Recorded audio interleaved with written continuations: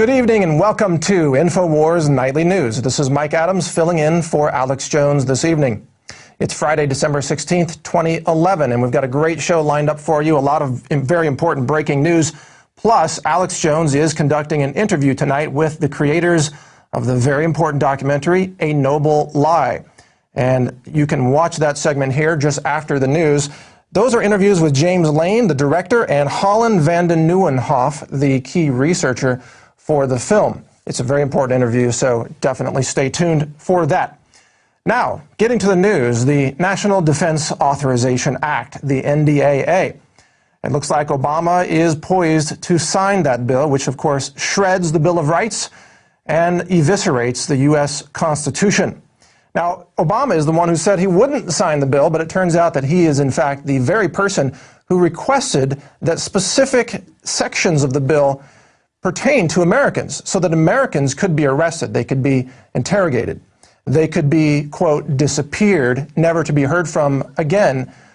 And in fact, Glenn Greenwald from Salon wrote about the three myths of this bill. You see a lot of people out there arguing about this and saying it does not apply to American citizens or it does not codify indefinite detention, but in fact it does. If you read the bill, here are the words on screen for you, that it does detain Americans until the end of hostilities. The second myth clarifies that it does expand the scope of the war on terror as defined in previous law. The third myth is that it doesn't apply to Americans, and once again this article clarifies that it does indeed apply to Americans.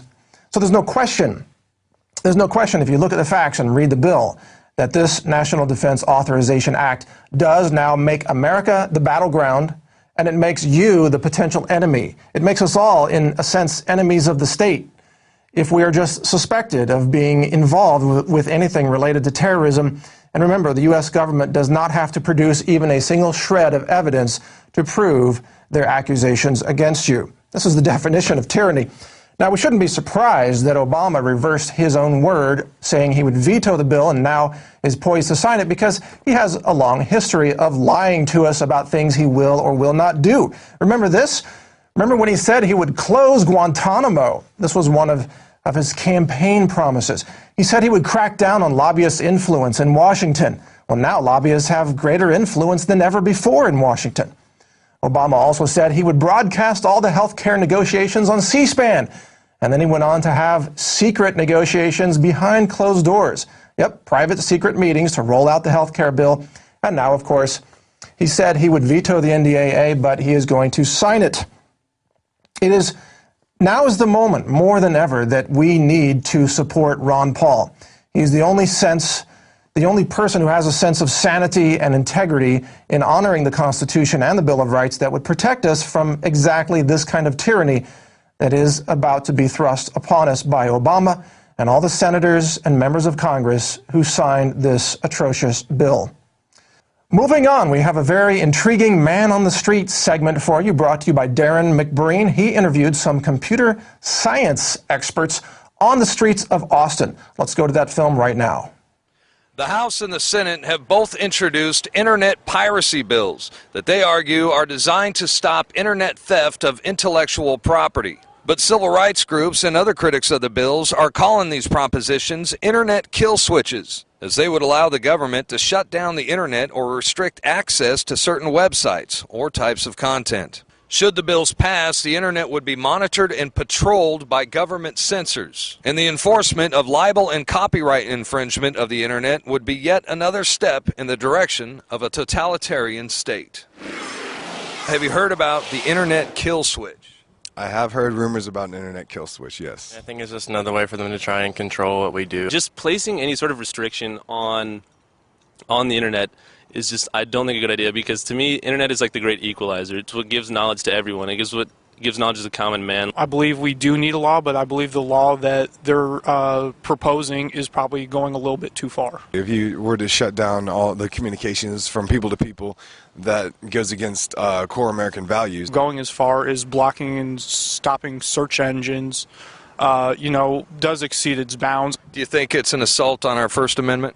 Oh, yeah, for sure. I mean, It's publicly controlled, so the government shouldn't have a hand in what we can and what we can't see. It is literally an assault on our free speech. Anything like this where it would be able to shut off parts of, not being able to access Google or Yahoo because you did something wrong or you didn't pay enough is definitely, I think, an infringement on First Amendment rights. If you were to shut down all telephone lines, if you were to shut down, put a mute on humans in general, that's unconstitutional completely. I think it would be abused, yeah. It's hard to know what kind of loopholes they're going to leave in, so what they can shut down with or without permission. You have an internet bill. It's been called the kill switch bill that would allow the president to seize control or shut down portions of the internet. Senator Joe Lieberman, he's one of the proponents of both of these bills that are being introduced. He went as far as saying he wants to model these bills after the Great Firewall Chinese version. What do you think about that? Honestly, I think that's probably one of the worst ideas I've ever heard. China goes beyond their way to block anything that they don't see fit. If you look at all the protests going on right now, I mean, obviously the media is a big, outlet for them using the internet and things like that. So if you cut that out, then pretty much, then they have no way to contact other groups, and immobilize. I think the American people should have a fear. If people are saying this is going to be the next Chinese firewall, then they should be a little worried about what may or may not be censored. Yeah, in Egypt, that's what they did. They attempted to. Fortunately, the power of the people came through, and they set up modems. They set up different ways to get around it. And that's what, if they actually try and do that to us, as far as we are technologically in the U.S., they'd have some real trouble on their hands. Everyone needs to realize what's going on and try and do as much as they can to stop it before they take it away. So if you value your internet freedom and you don't want the web in the United States to be transformed into an imitation of the censored and policed Chinese version of the internet, call your congressman, call the Senate, and demand that they vote against the internet kill switch. I'm Darren McBreen for Infowars Nightly News. That was a really great segment there by Darren McBreen. Thank you, Darren, for bringing us that. Extremely informative and very important because, of course, if they have this internet kill switch in place, it will allow them to seize control of sites like Infowars, which is, of course, the way you're getting the truth that the mainstream media won't report. So definitely take action to help stop this bill before it becomes law. Now, moving on, the FBI has been caught lying about its attempt to acquire tracking phone monitoring software from a firm called Carrier IQ. It turns out that FBI Director Robert Mueller, he had assured Congress that agents, quote, neither sought nor obtained any information from Carrier IQ, but Andrew Coward, the vice president, yes, that's his name, Andrew Coward, vice president of marketing for Carrier IQ, then came forward and told the Associated Press that the FBI had indeed contacted them about their technology. The software is called IQ Agent, and it tracks everything that you do with your smartphone. It tracks keystrokes and the messages that you send, and it logs them in the phone. No wonder the FBI was interested in acquiring this software. And isn't it interesting that the FBI lies about its involvement in masterminding terror plots, even while it, at the same time, is lying about its attempts to acquire tracking software so that it can keep its eyes on you, even though you, the American people, generally don't keep your eyes on what the FBI is doing behind closed doors. How's that for a living contradiction right there? Moving on, the Washington Times declares that the gun-running Operation Fast and Furious is Obama's Watergate. Now, of course, this term was probably borrowed from Infowars. Alex Jones himself has referred to this as Watergate of the modern era. It turns out that Border Patrol agents are being murdered by the very weapons that Attorney General Eric Holder allowed to be shipped and smuggled into Mexico. This was part of Operation Fast and Furious, which has now been exposed as a scheme to destroy the Second Amendment by creating fear and creating violence. Mr. Holder clearly knew about Fast and Furious, reports the Washington Times, and did nothing to stop it. This is because the administration wanted to use the excuse of increased violence on the border and weapons smuggling into Mexico to justify tighter gun control legislation. Mr. Holder is fighting ferociously to prevent important internal justice documents from falling into the hands of congressional investigators. They go on to report, if the full nature of his involvement is discovered, the Obama presidency will be in peril. Yes, that's because who knows how high this goes up the ladder of power in Washington. Maybe Eric Holder isn't where this thing ends. And of course, wasn't it just a few days ago, right here on Infowars that Ron Paul suggested in an interview with Alex Jones that Eric Holder should be fired and investigated for possible criminal violations. Well, if that happens, it would be interesting indeed to see how high that criminality runs in Washington, D.C. Now, moving on, the growing menace of domestic drones is upon us. We now have drones that are flying over and watching what we do, even when we're not breaking the law. These drones, in fact, have now been used to menace ranchers in, was it North Dakota? Yes. The Los Angeles Times reported yesterday that local police in North Dakota use a Predator B drone.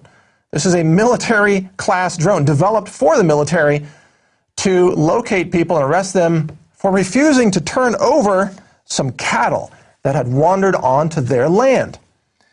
Now, I've got to ask here, you see some of the quotes on screen there, the suspects had refused to turn over the cattle, and then the drones came after them so that they were located and then arrested.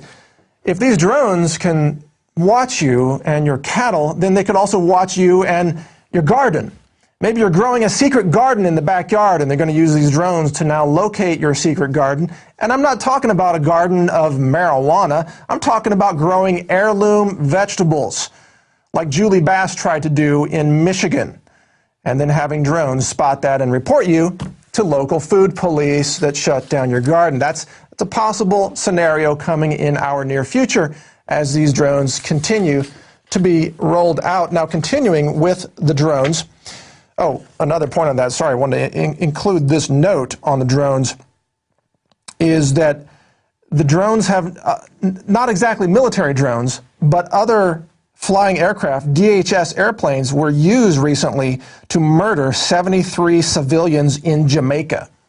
And this is what I call a flying robo-massacre of innocent people. So if they could be used to kill people in Jamaica, they could certainly be used to conduct a massacre in the United States of America as well. Now, Iranian engineers claim that they were able to bring down a drone that was flying over them and, of course, gathering intelligence over Iran in preparation for what looks like it's going to be war over there. But this engineer claims that they essentially hacked the drone using false GPS signals that then encouraged the drone to land right there in Iran. They didn't even have to shoot it down. Here's the quote. With spoofing, an adversary provides fake GPS signals.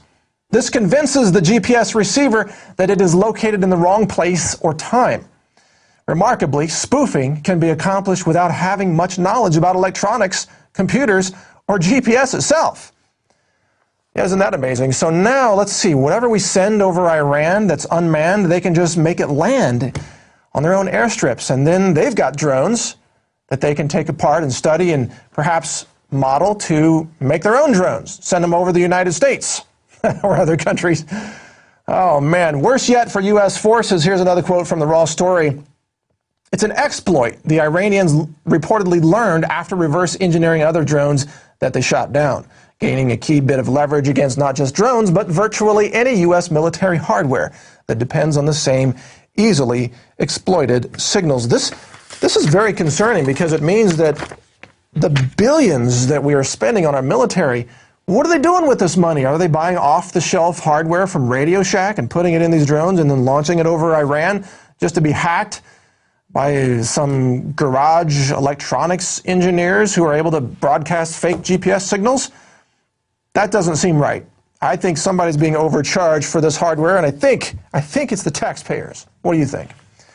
All right, I wanted to get this story in. This is about, speaking of technology and weapons, this is about a new weapon that will suffocate protesters with low-frequency speakers. We call it the Darth Vader Death Grip weapon. Activist Post is reporting this.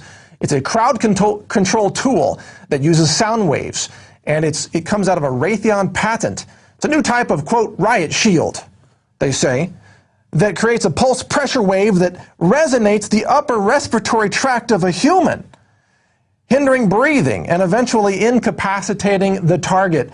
And we were talking about this in the studio here and saying it would also prevent you from screaming. Yes, indeed. If you can't breathe, you can't scream. So that way, the people with the video cameras trying to get video